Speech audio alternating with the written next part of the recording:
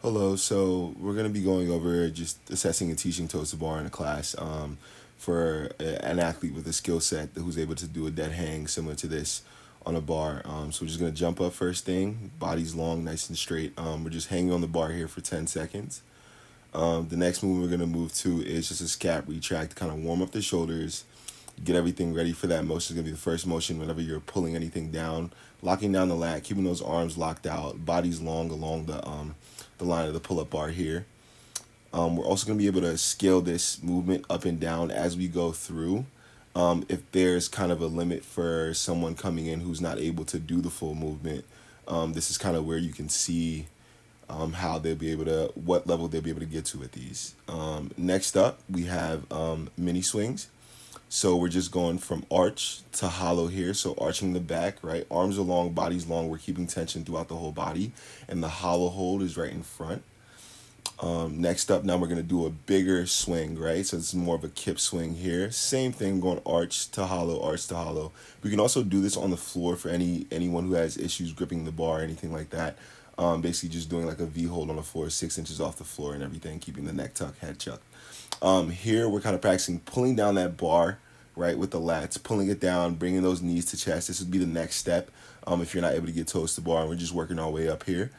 Next up is toes to target. So this is kind of a lower target here. We want to pull that, eyes up at the bar, pulling that bar back, pulling it down with those lats, bringing those feet up to a target in front of us, an invisible target in front of us. Next up, we're going to look at a higher target here, kind of better form on this. A few swings to get it started, but we're going to get those feet up as high as we can. Pulling up, getting as close to the bar as we can. I'm going to do a few reps here. Same thing, trying to keep up with that arch and hollow, keeping tension throughout the body, staying straight all the way through. Next up, now we should be able to get to toes to bar here, right? So we're doing the same thing, arch to hollow.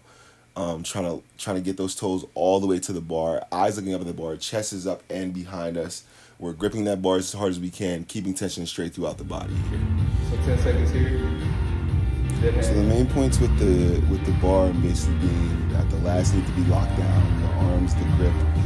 This is what makes it challenging, really, when you're on the bar and you're moving, is really that upper body strength portion, the core portion. So now, say we do have a population who's a bit older, who's not able to do these movements, we can basically scale these down, move these to the ground, prepping them in a similar way where we're doing some arch and hollow holds for them to see how they do with those. So we're just going to work in reverse here.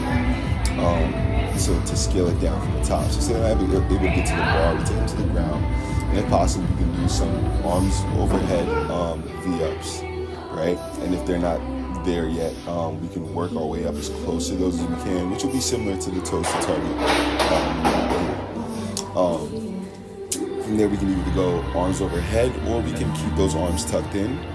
The next move down from there would be to do some knee tucks, same thing on the ground, similar to what we have going on here. Pull that bar down. Same thing, we can put arms overhead, reaching it in, knees to chest, and we're folding in, keeping the body Legs long, compact, nice and keeping long. that core tight, chin Good. tucked in, And chest and making sure we there don't you have an arch in the back. If we're still having issues with that, we can't get that move further down, what we can do is have them on the ground. 5 mini same swings, 5 big swings. Feet can be on the ground, and we just have them go back down to a ball, which would be behind them, or an ab mat, something that No for some exagger- support. Have them going there and tapping that and coming right back up. If not, we can do some holds and from there on, and if they're not able to do it, we can just move to a totally different movement. But this is a pretty significant movement when it comes to CrossFit.